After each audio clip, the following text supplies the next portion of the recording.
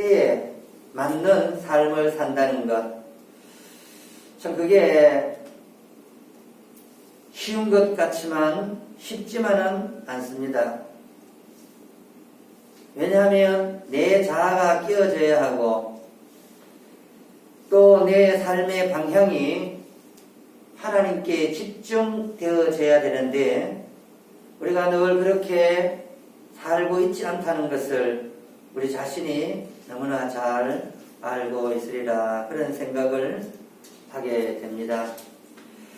오늘 본문 4절에 보면 때가 참에 때가 찼다. 이 말은 찼다라는 말은 충만이잖아요. 충만은 다른 말로 하면 완성을 말하는 거예요.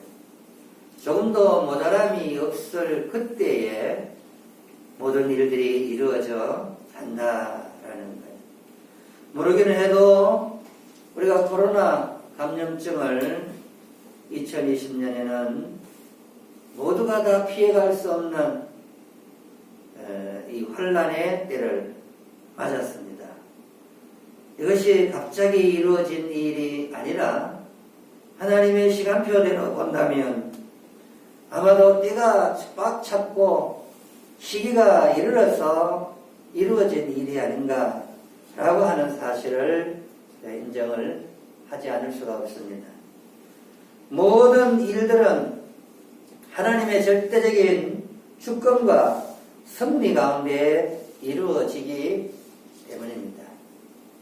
하나님과 관계없는 것이라고 생각한다면 모든 것이 하나님과 관계없는 것이 되고 말죠. 그러나 하나님과 연결되어진 것이라고 믿으면 그때부터 모든 이 일상이 하나님과 연결되어져 있는 거예요. 나는 이 시간만큼은 하나님과 관계없다라고 믿는 그 순간에 실제로 하나님은 여러분의 일상에서 떠나가고 말게 되겠죠. 그러나 늘 하나님이 우리와 함께 한다라는 그 믿음을 가질 때에 그 믿음대로 실제로 하나님은 우리 가운데 오셔서 역사해 나가시는 줄 믿습니다. 그러므로 저와 여러분은 우리가 필요할 때 하나님이 나에게 있는 것이 아니라 우리가 생각할 때 필요 없을 때는 한순간도 없다라는 사실. 하나님이 우리의 인생에 있어서 한순간도 필요 없을 때는 없었음을 우리는 알게 되는 거죠. 저와 여러분은 하나님의 피조물임을 믿으시기 바랍니다. 내가 갑자기 생겨난 게 아니에요. 육신적으로 보면 부모로부터 탄생은 되어지지만은 그러나 그 이전에 이미 하나님의 주권과 섭리 가운데 내가 이 땅에 오게 되었다라는 사실을 믿으시기 바랍니다. 모든 것이 하나님으로부터 출발되어지고 모든 것이 하나님으로부터 끝이 난다라는 이 사실을 우리가 인정하는 것이 그것이 신앙이라는 사실이에요. 신앙은 내가 필요할 때 하나님을 찾거나 내가 필요할 때 주님이 내 곁에 있어 주는 것, 그게 신앙이 아니에요. 신앙은 24시간 내가 하나님 안에 있을 때 그것이 비로소 온전한 신앙으로 삶을 살아내는 것이라고 믿는 것입니다. 이와 같은 신앙이 저와 여러분에게 있어지기를 주의 이름으로 축원드립니다. 세상은 두 부류의 사람이 있다는 것을 알게 됩니다. 명백하게 세상에 속한 사람과 하늘에 속한 두 부류의 사람이 있죠. 그런데 삶을 들여다보면 세 부류의 사람이 존재하고 있음을 알게 돼요. 하나님 안에 있든지 세상에 있든지 누구나 동일하게 세 부류의 사람이 있어요. 많지는 않지만 가끔씩 만나는 사람들이 있는데요. 과거에 머물러 있는 사람이 있어요. 과거의 시간에서 더 이상 벗어나지 못하는 이런 안타까운 사람이 있어요. 이것은 세상의 사람이나 믿음의 사람이나 동일해요. 더 이상 과거에서 헤어나지 못한 채 과거의 시간에 갇혀서 살아가는 사람만큼 불쌍한 사람이 없어요. 과거의 시간에 머물러 있어 버리면 일종의 정신병과 같은 사람이 있다는 거예요.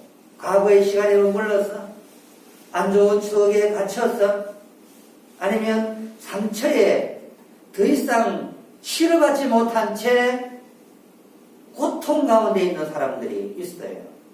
여러분, 혹이라도 우리는 그런 사람이 없지만 과거에서 떠나시기를 주의 이름으로 축원합니다.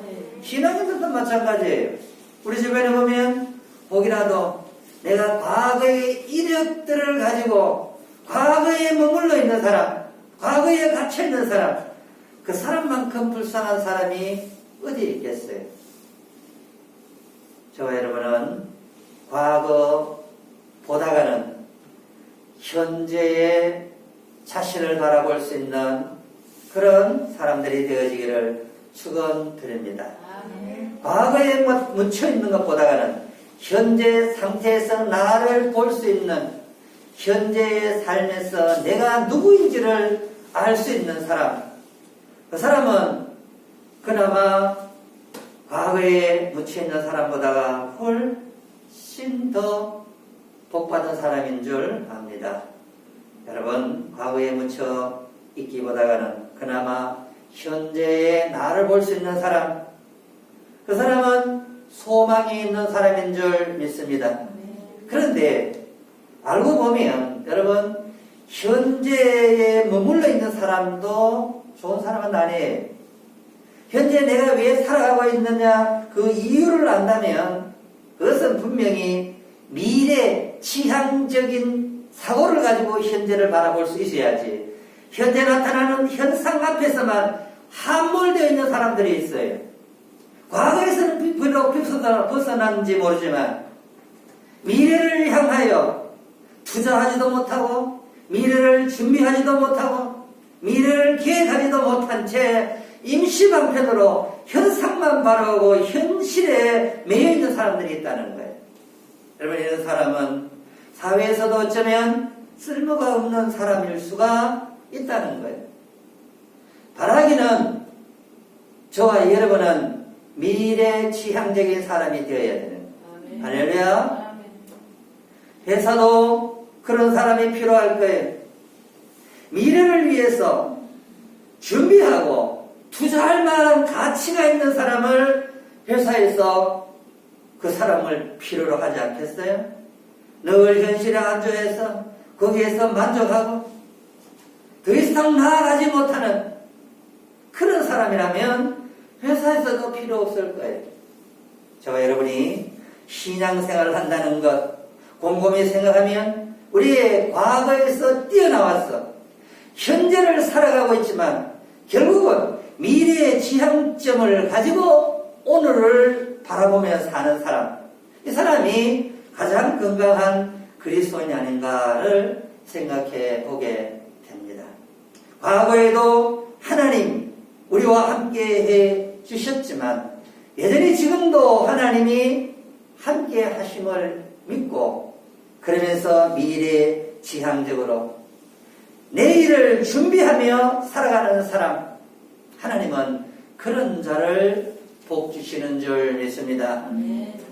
현실에 매여서 현실 가운데에 함몰되어서 현실과 짝을 하고 현실에 타협하며 살아가고 있지는 않습니까?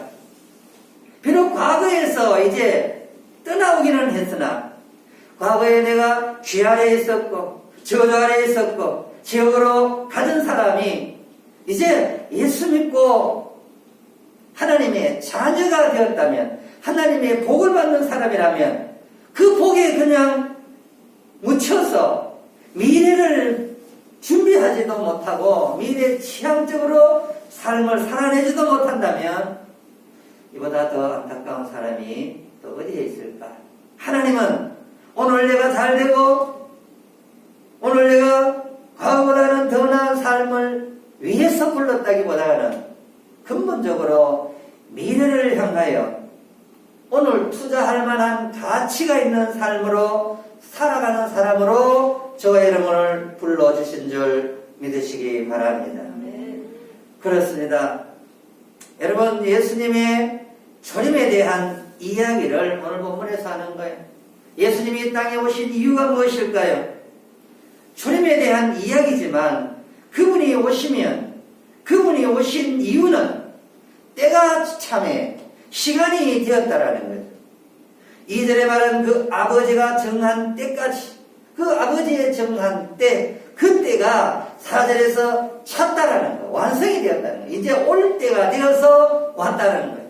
오신 이유를 가만히 보니까 율법 아래에서 매여 있는 인생, 소망이 없는 인생, 그 인생을 위해서 예수님은 사람의 몸을 입고 이 땅에 오신 줄 믿습니다.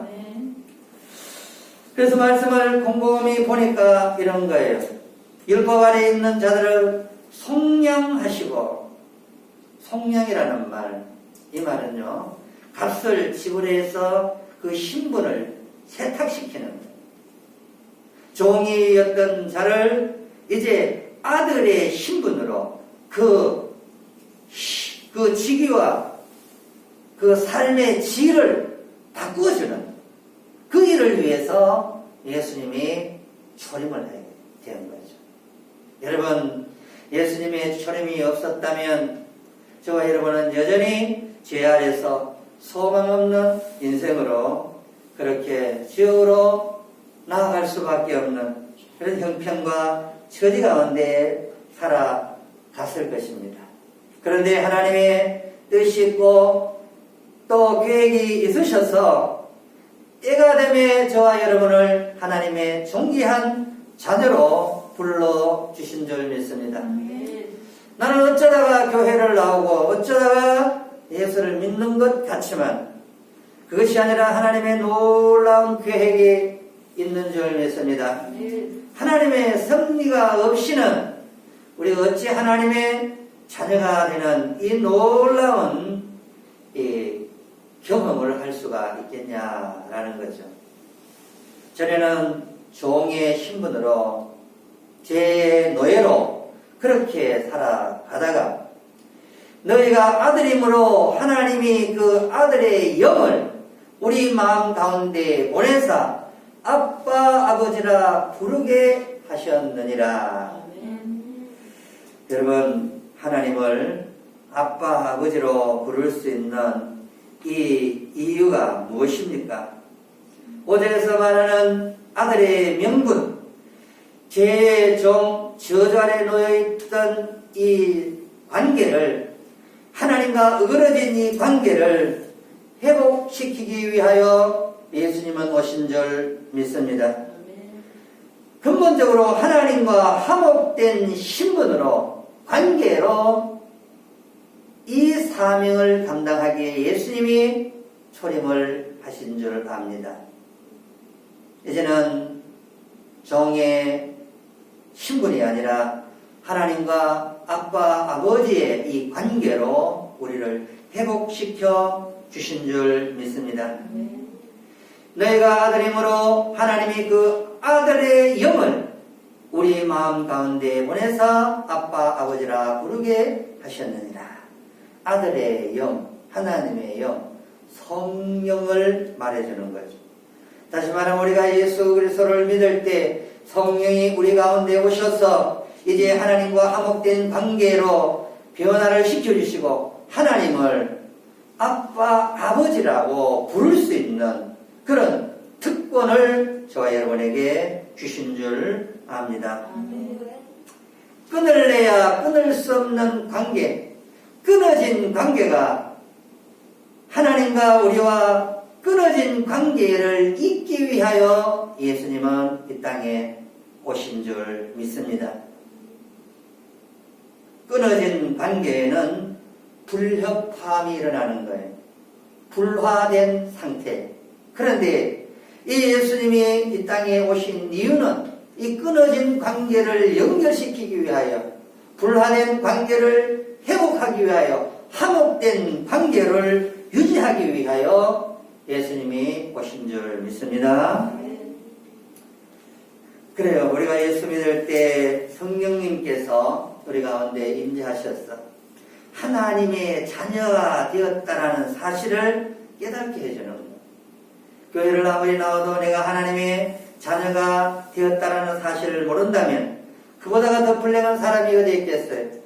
이미 예수님께서 저와 여러분의 죄를 위하여 십자가에 피 흘려 속량의 이 귀한 일들을 이루어 놓으셨는데, 구속의 놀라운 은혜를 우리에게 허락해 놓으셨는데, 이걸 믿지 못하고 받아들이지 못하여 이 관계를 유지시키지 못하고 있다면 교회 나오나 마나, 예수 믿으나 마나, 아무런 이 신분의 변화도 없이 불행한 인생을 그냥 살아가는 것밖에 되지가 않을 것입니다. 교회를 나와도 예수 안 믿는 사람들이 있어요. 이보다 더 불행한 사람이 어디 있겠어요? 그 관계를 깨닫지 못하는 사람들이 있어요. 목적이 무엇인고 하니까 예수 믿고 하나님의 자녀되고 구원받은 이 사실을 보다가는 뭔가 다른데 목적이 있을 거예요. 다른데. 예수 믿는 것보다가 구원의 감격보다가는 다른데 분명히 무언가 목적이 있을 것입니다. 그런 목적보다가는 저와 여러분은 온전한 목적, 하나님과 나와의 관계가 회복이 되어지고 놀라운 그 속에 그 은총이 날마다 더하여지는 그런 저와 여러분이 되어야 될 줄 압니다. 실전에 이렇게 말합니다. 그러므로 내가 이후로는 종이 아니요 아들이니, 아들이면 하나님으로 말미암아 유업을 얻을 자니라. 할렐루야. 결론은 그겁니다. 너희가 이후로는 언제일까요? 예수 그리스도를 내 속에 모셔드리고 성령이 내 가운데 임재하셔서 아빠 아버지라고 부르며 이 화목의 관계가 이루어진 이후에 당연히 하나님의 아들이 되었으니까 하나님으로 말미암아 나의 노력이 아니에요, 나의 헌신이 아니에요, 혈통 때문에 되어지는 것이 아니라 하나님의 은혜인 줄 믿습니다. 그 은혜로 말미암아 우리는 하늘의 소망 가운데 하늘의 기업을 받을 수 있는 특권이 허락이 되어진 줄 믿습니다. 여러분, 그래요. 하나님과 우리는 이제 끈을 내야 끊을 수 없는 관계가 되어진 줄 믿습니다. 여러분, 때가 참에 예수님이 이 땅에 오셨듯이 이제 때가 다 되면 반드시 다시 오실 예수님이 있다라는 사실. 초림과 재림은 동전의 양면과 같습니다. 초림이 있으면 분명히 성경은 재림이 있다라는 것. 초림에 갇혀서 오늘로만 만족하거나 현 상태에 머물러 있는 삶이 아니라 저와 여러분은 미래 지향적인 삶을 살아가야 합니다. 다시 말하면 천국 소망 가운데 하늘의 소망을 가지고 그 하늘의 곳간에다가 아름다운 보화들을 쌓을 수 있는 그런 저와 여러분이 되어야 합니다. 예수님은 예정된 대로 때가 차서 초림하셨듯이 이제 때가 참에 다시 오실 주님이 있다라는 사실, 그 주님을 기다리는 사람, 그것이 미래 지향적인 사람이 아닐까요? 저와 여러분 모두가 다 이런 미래 지향적인 삶, 그래서 하나님이 기뻐하시고 온전하신 뜻을 이루어 드려내는 저와 여러분이 되어지기를 주의 이름으로 축원드립니다.